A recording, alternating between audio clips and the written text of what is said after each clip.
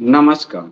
India speaks daily में आपका स्वागत है। इंडिया स्पीक्स डेली अर्थात no left no right, only Sanatan voice, और मैं हूं संदीप देव। आज आपको बिहार के दरभंगा से कर्नाटक के उडुपी तक एक खबर पर ले चलूंगा। ये खबर अमानवीय है, ये खबर अमानुषिक है, ये खबर आश्रित प्रवृत्तियों को दर्शाती है आधुनिक समय में। और ये खबर दर्शाती है कि कुछ एक जो समुदाय है, मलेच्छ समुदाय, वो कितना भी कुछ हो जाए, वो उनके अंदर की मानवता नहीं है। और सिर्फ यही नहीं, बल्कि अगर ये हम देखें तो हम लोगों ने अपनी चेतना को इतना सिकोड़ लिया है कि हम कुछ सीखने को, समझने को तैयार नहीं हैं। वीर सावरकर ने एक बहुत पहले एक पुस्तक लिखी जिसकी मैं बार बार जिक्र करता हूं, और पुस्तक का नाम है 6 स्वर्णिम पृष्ठ। ये इतिहास को खंगालती हुई पुस्तक है, भारत के संपूर्ण इतिहास को, और बहुत ही संक्षिप्त तरीके से सारी बातों को रखती हुई ये पुस्तक है। इस पुस्तक में पेज नंबर 151 में वीर सावरकर लिखते हैं कि हिंदू मुसलमानों के कई शतकों तक चले महायुद्ध में जिन लाखों हिंदू स्त्रियों को मुसलमानों ने बलपूर्वक भ्रष्ट किया, उस घोर अत्याचार करने में मुस्लिम स्त्रियों ने बड़े उत्साह से प्रचंड योगदान दिया। आज जो मैं आपको उडुपी की घटना पर ले चलूंगा, वो ये मुस्लिम स्त्रियां आज भी उसी प्रचंड उत्साह से हिंदू लड़कियों का जीवन बर्बाद कर रही है।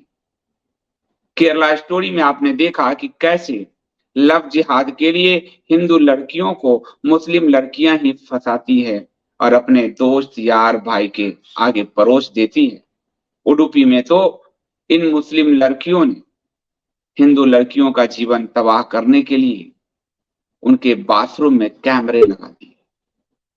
ये लड़कियां, यानी लड़की लड़की होने की संवेदना भी ये खो चुकी है। ये इस कदर रोबोटिक तरीके से मजहबी बना दी जाती है।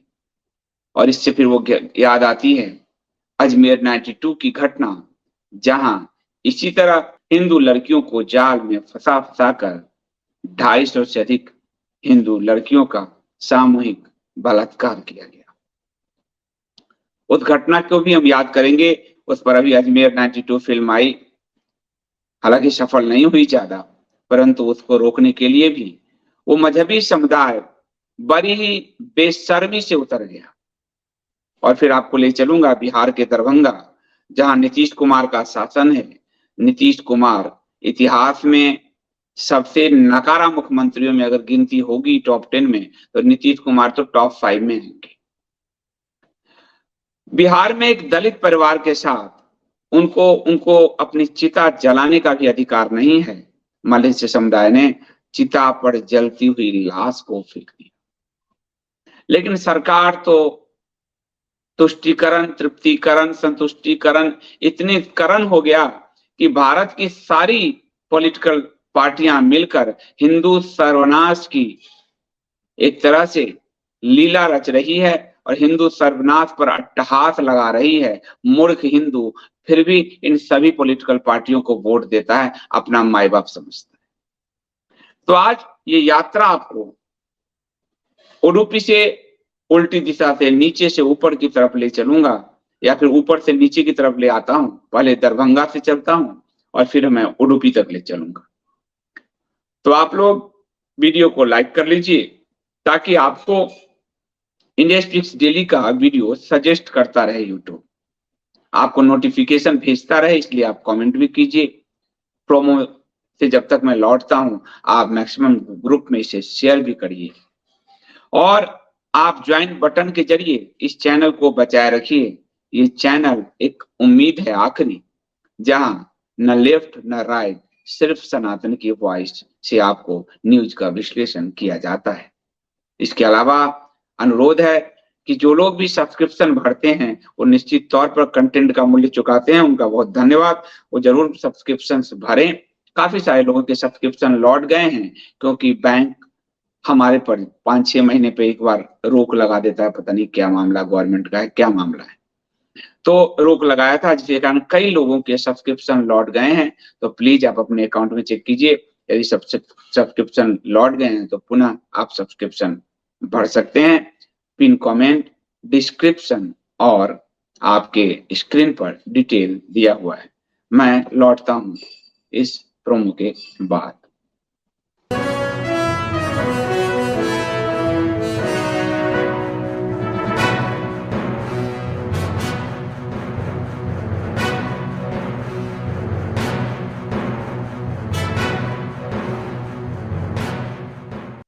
तो आइए सबसे पहले मैं आपको ले चलता हूं बिहार के दरभंगा। दरभंगा यानी मिथिला की वो भूमि, याज्ञवल्क राजा जनक सीता की वो भूमि, और आज उस भूमि पर मलेच्छों का कब्जा बढ़ता जा रहा है। बिहार का जो सीमांचल इलाका देखेंगे वो कभी भी टूट सकता है, लेकिन जातिवादी कुनवाई पार्टियों ने, मजहबी पार्टियों ने इस बिहार का बेड़ा गर्क किया है।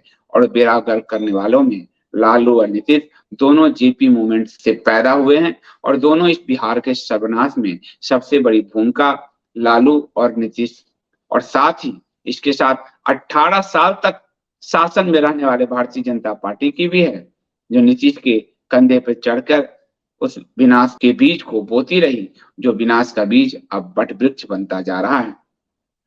बिहार में बहार है, नीतीश कुमार है, ये बड़ा नारा दिया गया था, लेकिन उन्होंने तुष्टीकरण की सारी सीमाओं को पार करते हुए मलेच्छ बिरादरी को खुली छूट दे दी है हिंदुओं पर हमले करने की।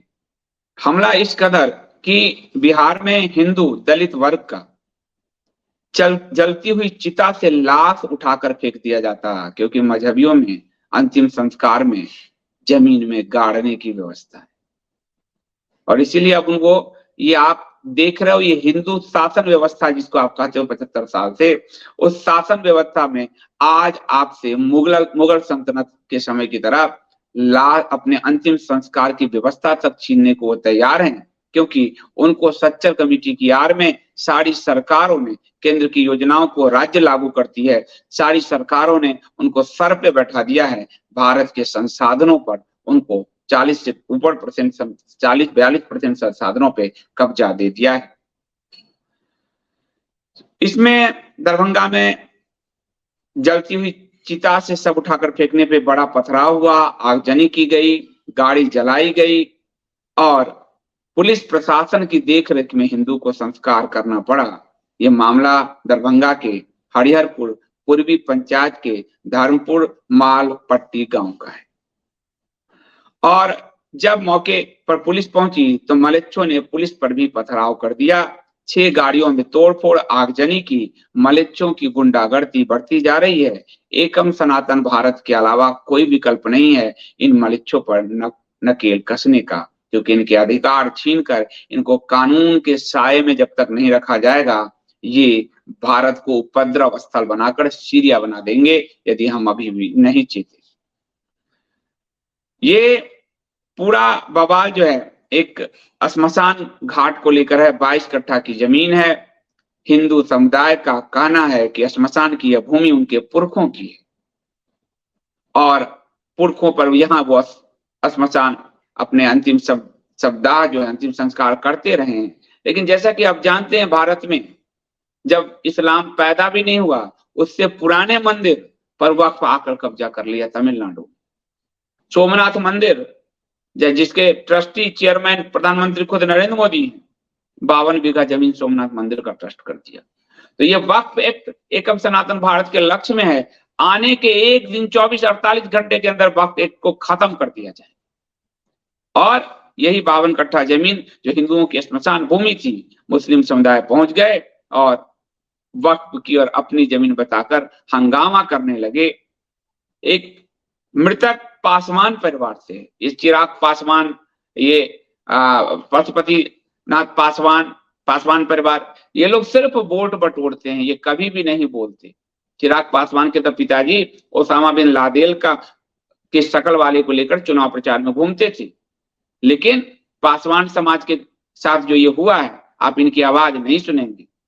तो पासवान समाज जो है उसके साथ ये घटना हुई है। श्रीकांत पासवान की मृत्यु हो गई।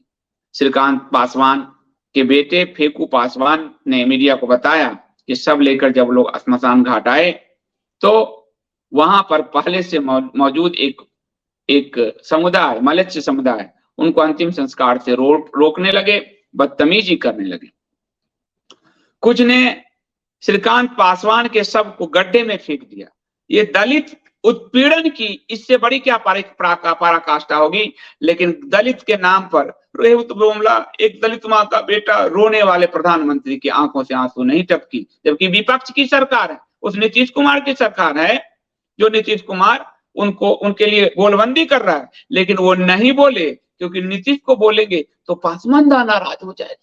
और ये जो हमला किया गया है, ये कोई अशरफ उच्च वर्ग के मुस्लिम नहीं है, ये पासमानदा है। पासमानदा ही सारी लड़ाई में, पासमानदा ही सारे दंगे में जड़ होते हैं। लेकिन हिंदुओं को पासमानदा के प्रति सिंपैथाइज करने के लिए कुछ चैनल चलते हैं, कुछ विशेषज्ञ कॉलम लिखते हैं और प्रधानमंत्री योजना चलाते हैं, और हिंदू मूर्ख कहते हैं उन्हें भी जातियों में बांट रहे हैं। सबसे ज्यादा दंगे के इतिहास में ये पासमानदा ही शामिल रहे हिंदुओं के विरोध में। तो ये श्रीकांत पासवान का शव पासमानदा ने फेंका, इसलिए प्राइम मिनिस्टर चुप हैं, विरोधी का सरकार होते हुए भी चुप हैं, क्योंकि पासमानदा कहीं नाराज न हो जाए। तो उनके शव को गड्ढे में फेंक दिया, मारपीट करने लगे, पथराव किया, मुखिया के गाड़ी को भी आग के हवाले कर दिया।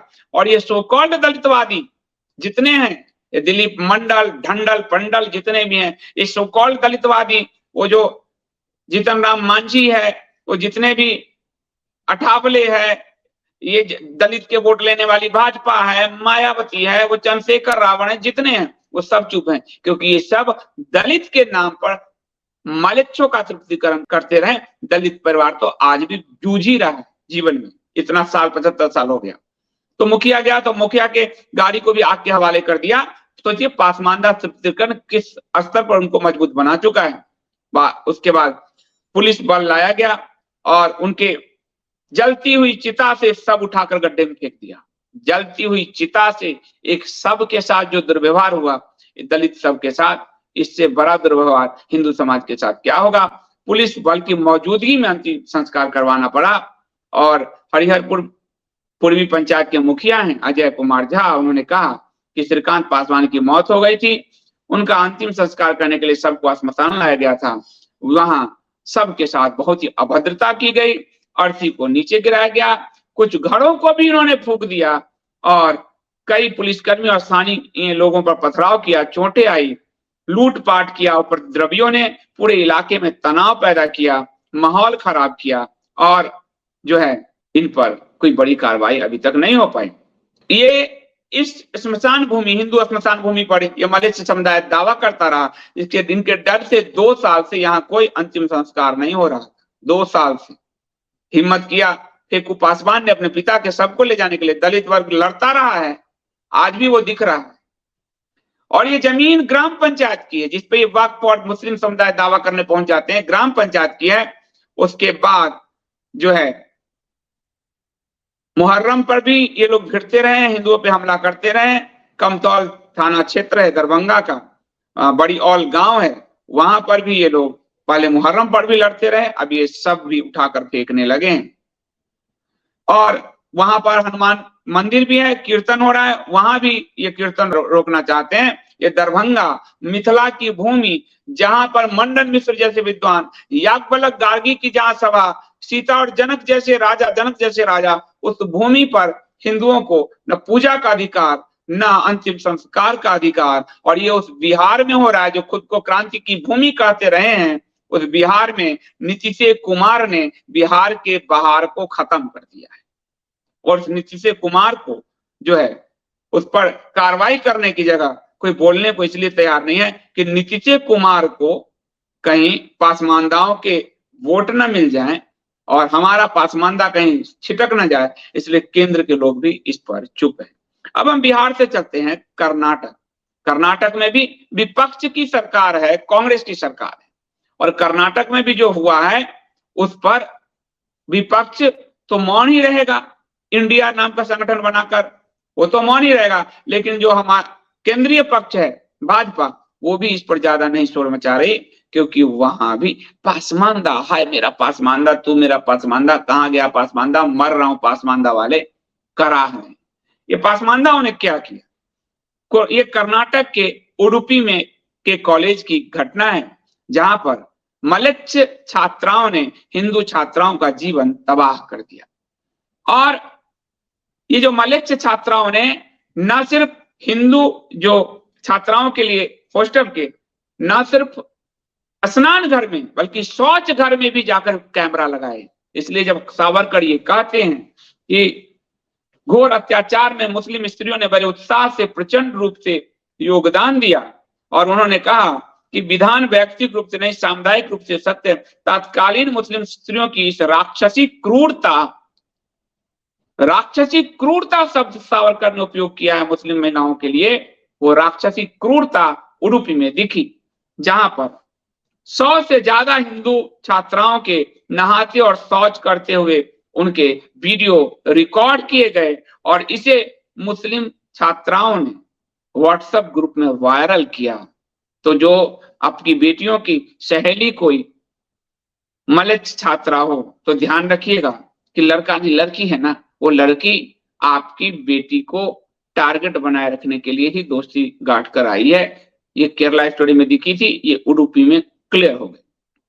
कॉलेज प्रबंधन ने सैफा, शबनाज और आलिया, ये 3 नाम जो है मलेच्छ छात्राओं के, इनको निलंबित किया है। लेकिन निलंबन से क्या हो सकता है, क्योंकि मास्टरमाइंड का पता अभी तक नहीं लगाया और इन पर कार्रवाई की बहुत बड़ी आवश्यकता है।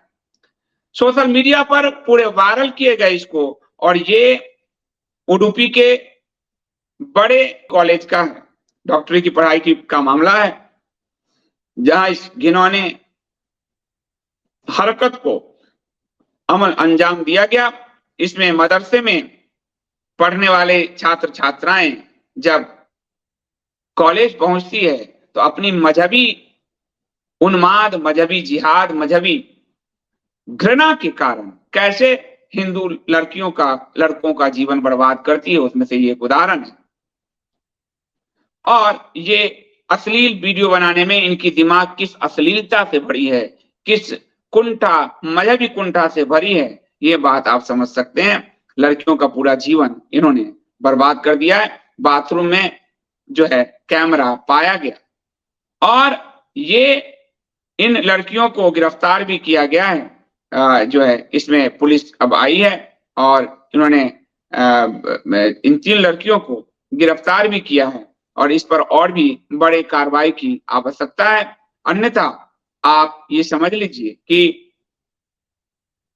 और ये वीडियो को रिकॉर्ड करके मुस्लिम अपने मजहबी यारों को भेजती थी। ये शब्द में खराब लग रहा है लेकिन मजहबी यारों को भेजती थी, और इनके तो भाई सब एक ही होते हैं सब। तो ये पूरा मामला हिंदू लड़कियों का जीवन तबाह करने का है। इस पर याद आ जाता है अजमेर 92 जो अभी फिल्म आई थी, जिसको लेकर ये मजहबी उन्मादी फिर से पैदा हुए, कूदे और हंगामा किया कि हमें बदनाम किया जा रहा है। तुम्हें बदनाम करने की क्या जरूरत है, तुम खुद में ही बदनाम बिरादरी हो, तुम लोगों ने पूरी मानवता को ही बदनाम कर रखा है, तो तुमको बदनाम करने की क्या जरूरत है। इसमें आपको ध्यान होगा कि चिश्ती परिवार, जो अजमेर का चिश्ती परिवार है, जिस पे चादर चढ़ाने हिंदू जाते हैं पागलों की तरह, अपना ब्रह्मा जी का मंदिर तो वहां नहीं देखते, और हिंदुओं के नेता भी पागलों की तरह चादर चढ़ाने जाते हैं। उस चिश्ती परिवार ने कैसे 250 से अधिक हिंदू लड़कियों का जीवन तबाह किया था। ये 1990-92 में शुरू हुआ था। फारूक चिश्ती, नफीस चिश्ती, अनवर चिश्ती, ये सबसे ताकतवर चिश्ती परिवार जो ख्वाजा दरवाह जिनका है उसका, और ये तीनों यूथ कांग्रेस से जुड़े हुए थे और काफी पावरफुल थे।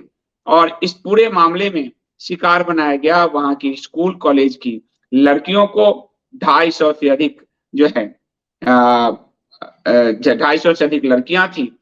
एक समय ऐसा आ गया था कि अजमेर की लड़कियों के विवाह नहीं होते थे, घर के लोग टेस्ट कराते थे कि इन लड़की के साथ तो कुछ नहीं हुआ है, और ये कॉलेज स्कूल से लड़कियों को लाकर फार्म हाउस पे बुलाकर एक लड़की को लाया, एक लड़की रोती हुई जा रही थी, उनको पहले टारगेट किया, उसका स्कूल फीस भरा, उसको फिर बुलाया, अपने यहाँ उसका सामूहिक दुष्कर्म किया, सबने दुष्कर्म के फोटो शूट किए और फोटो शूट करने के बाद उस लड़की को कहा जब आप अपनी सहेली को ले आ, नहीं तो इसको वायरल करेंगे, सब जगह बांटेंगे। वो सहेली को लाती, फिर उसका भी रेप होता, फिर वो कहता क्या कि अब तुम अपनी दूसरी सहेली को लाओ, और इस तरह चीजें जो है। और ये सारे लैब वेब चलाने वाले सब मजहबी ही थे, जहां जिस लैब मजहबी लैब से ये मामला आगे खुला, पत्रकार ने, नवज्योति अखबार था शायद, उसके पत्रकार ने, उसके साथ संतोष कुमार के साथ जान भी चली गई रिपोर्टर की। जब मामला खुला तो सब उसमें पता चला कि पूरे शहर में फोटो बट गई है, जो भी फोटो को देखता उस लड़की को ब्लैकमेल करता, उसको फोटो को लेता, उसको वितरण करता और मिलके सब सामूहिक रेप करते। 5-6 लड़कियों ने तो सुसाइड भी कर लिया था। और यही घटना आज उडुपी में उसी तरह की घटना देखने को मिल रही है। हिंदू माँ बाप से मैं कहूंगा कि आप सावधान रहिए, आपकी बेटियां आसान निशाना है, और अगर आप बेटे हैं तो भी आप खुद मत होइए। दिल्ली में अंकित का गला रेता गया क्योंकि एक मुस्लिम लड़की से प्रेम करता था। ना आपके बेटे सुरक्षित है, ना आपकी बेटियां सुरक्षित हैं। आपको नेता पार्टी के खूब नारे लगाने हैं। कांग्रेस के अजमेर कांड में कांग्रेस इन्वॉल्व थी, उडुपी में कांग्रेस है, बिहार में जनता दल है, लालू और नीतीश है, मणिपुर में भारतीय जनता पार्टी है, गुजरात में भारतीय जनता पार्टी है, दिल्ली में भारतीय जनता पार्टी की पुलिस थी।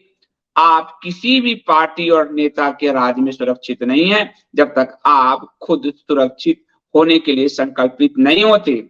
और इसलिए नेता और पार्टी के पीछे भागने से अच्छा है कि आप हिंदू समाज संगठित होइए, वरना आज आपके जलती हुई चिता से लाश फेंकी जा रही है, आपके बेटियों के वीडियो कैमरे से फिल्म शूट की जा रही है, कल को आपको घर से निकाल कर फेंक दिया जाएगा, या तो आपको कहा जाएगा मजहब अपना ले या फिर गला कटवा ले। वो दिन दूर नहीं है, आप तो कहेंगे हम 10-15-20 साल जिएंगे, आपके बच्चों का वंश खत्म हो जाएगा, बीज भी आपका नहीं बचेगा। स्थिति ये बनती जा रही है, इसलिए आंखें खोलिए और सावधान होइए। बहुत बहुत धन्यवाद। आज के लिए इतना ही। मैं किसी बैठक में हूं, इसलिए आप सबसे अनुरोध करूंगा कि मेरी इस अव्यवस्था, थोड़ी अस्त व्यस्तता को आप लोग क्षमा करेंगे।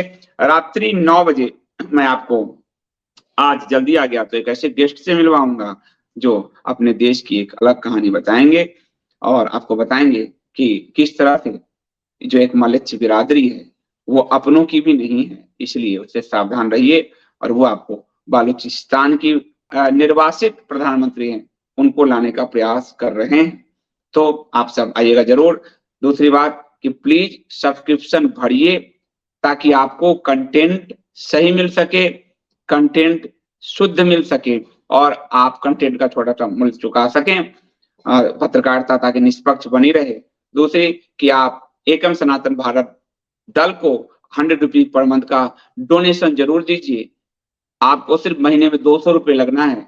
अगर ये पूरी लड़ाई में आप शरीर से नहीं साथ आ रहे हैं तो कम से कम अर्थव्यवस्था से मजबूती दीजिए इस लड़ाई को, अन्यथा अंत में रोना गाने के अलावा कुछ नहीं रहेगा। और आप जानते हैं कि उनकी पूरी बिरादरी, दूसरी जो पार्टियां हैं, वो सब कितना बड़ा फंड करती है। या हिंदू समाज से मामूली सा फंड करने को कहा जा रहा है ताकि आप इस लड़ाई में सहभागिता कर सकें। अभी के लिए इतना ही। बहुत बहुत धन्यवाद।